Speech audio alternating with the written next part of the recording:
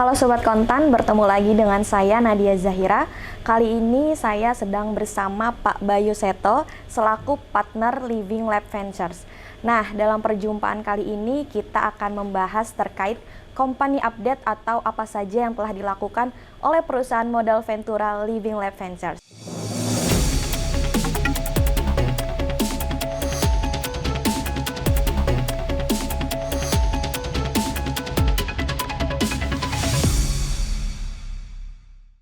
Halo Pak Bayu, apa kabar? Halo Mbak, Ya. baik. Oke Pak, langsung saja ya Pak, izin bertanya.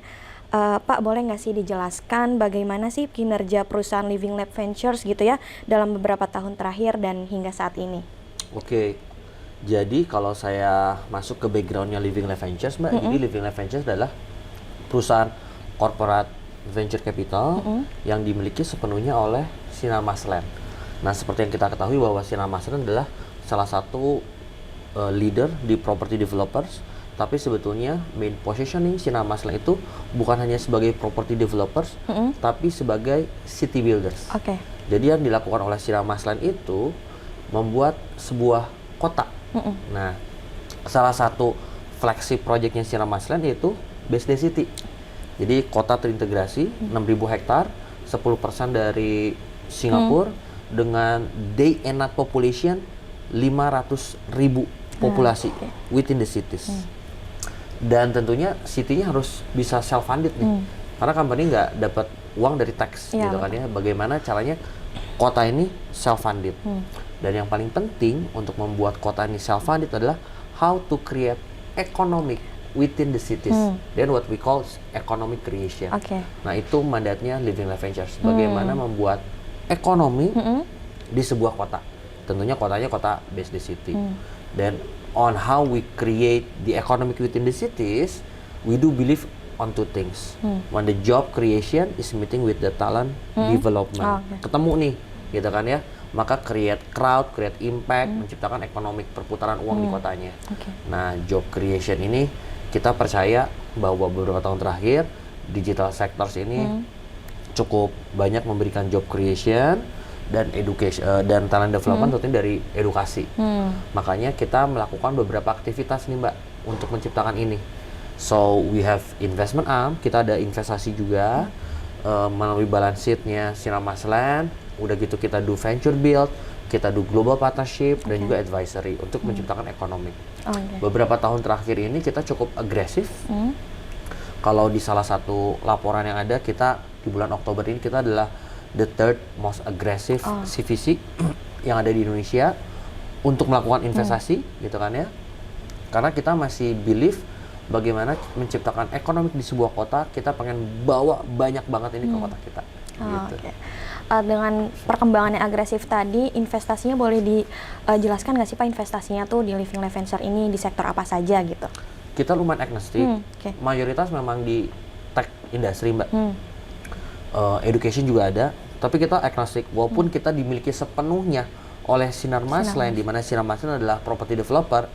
Kita tidak hanya berinvestasi di bidang proptech atau properti. Jadi dari mulai social commerce kayak Circlo, fintech kayak Dana, udah gitu kita ada juga di content creator platform, social brand, dan juga di city agency, kita ada di co-working space, kita ada di agregator manufacturer, Imagine contohnya, cukup banyak. Jadi portfolio kita ada sekitar 30-40 portfolio at the moment. Gitu. Mas, kalau untuk apa saja sih Mas, mungkin bisa dijelaskan dari titik balik bagi pertumbuhan bisnis perusahaan gitu? Dalam artian bagaimana Mbak? Pertumbuhan bisnisnya gitu, mungkin selain daripada investasi tadi mungkin bisa dijelaskan. Jadi kita punya beberapa activity gitu kan ya. Salah satu aktivitasnya adalah kita melakukan investasi nih ke satu perusahaan, lalu kita expect perusahaannya establish di kota kita. Karena dengan itu ada job creation, ya kan ya, economic datang, impact ada. Tetapi selain investment, kita juga ada global partnership. Jadi kita adalah salah satu perusahaan private yang bekerja sama dengan government dari overseas. Contohnya adalah kita kerjasama sama Jepang dengan Jetro, dan juga yang terakhir kita kerjasama sama New South Wales government dari Australia. Tujuannya apa? Tujuannya adalah yang pertama adalah kita pengen menjadi armnya untuk mereka, untuk company yang mau expand ke Indonesia. Tapi selain itu juga inbound and outbound nih, kita juga pengen push company within ekosistem kita untuk go overseas gitu, go global. Nah, dengan adanya bantuan dari government di Jepang, di Australia, Singapura, ini jadi bisa saling bantu. Selain mereka juga pengen push company mereka expand ke Indonesia, dan kita bantuin di sini, kita juga push ekosistem kita untuk expand global, dan ada tangan juga di sana yang bisa bantuin untuk pertama kali jumpstart the process. Nah, itu yang kita lakukan juga. Oke. Menarik banget, Mas. Terus kan kemarin juga aku sempat baca ya, kalau misalnya Living Lab Ventures ini mau ubah fokus investasi juga ke pendidikan dan kesehatan gitu. Itu perkembangannya saat ini bagaimana, Mas? Jadi seperti yang telah diketahui juga, BSD City kita udah punya special economic zone license. Dan we are the only one within Greater Jakarta. Special Economic Zone License ini untuk beberapa sektor, ada digital, ada edukasi, ada healthcare, ada juga ekonomi kreatif. Ya. Dan 4 ini juga diberikan mandat karena kita adalah CVC-nya dari Sinar Masland.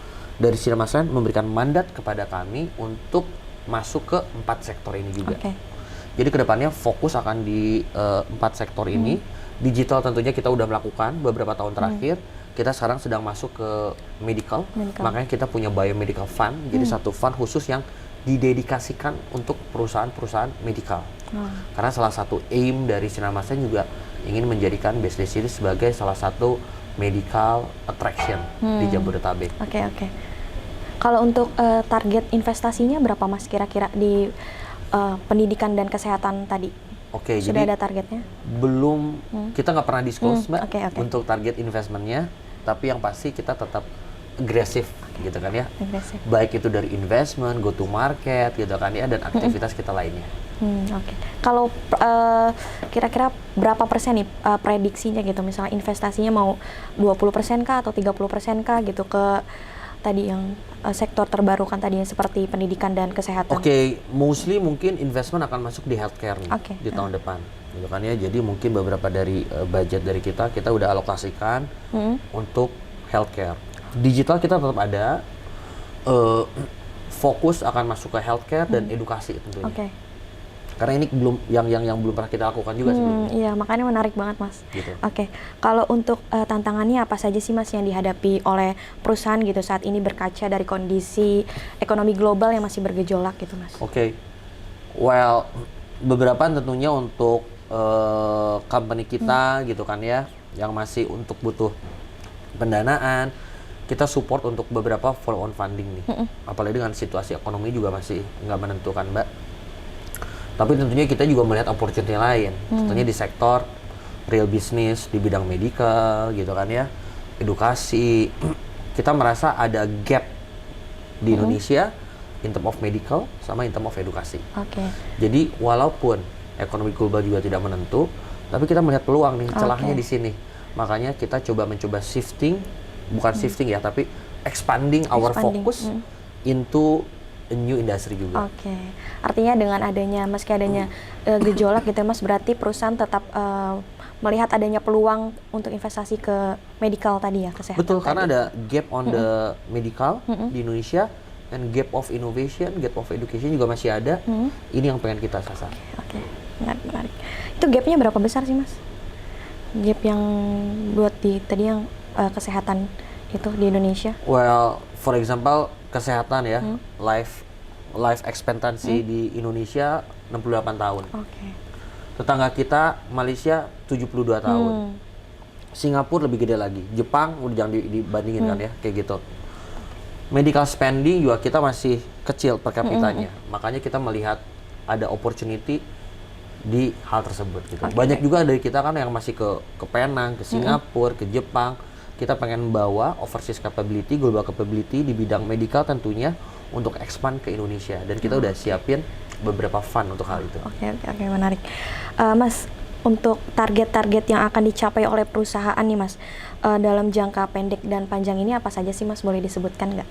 Oke, tentunya dalam jangka pendek, Mbak, seperti yang tadi Mbak sampaikan, industri-industri sektor ini yang kita tetap tuju, ya. Dari mulai digital sudah kita lakukan, terus kita masuk ke sektor baru. Itu kita lagi benar-benar liatin dan fokus di industri tersebut. Jangka panjangnya kita tetap ingin ekspansi secara global dan focusing untuk global partnership kita. Oh, okay.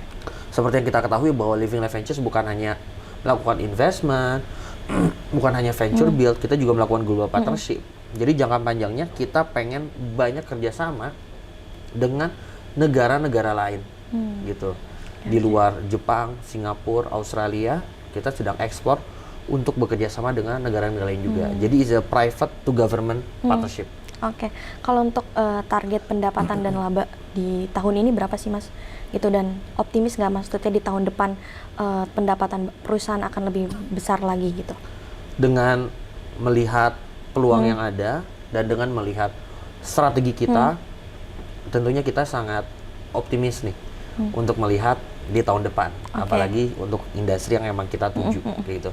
Walaupun kita tidak bisa disclose sebetulnya dari sisi angka laba berapa, gitu kan ya. Tapi kita tetap optimis dan for sure kita tetap agresif. Gitu. Oke Mas, kalau untuk ada nggak rencana aksi korporasi gitu untuk mengembangkan bisnis baik dari sisi permodalan dan belanja modal gitu Mas? Oke, strategic inisiatif ada beberapa langkah dari kita.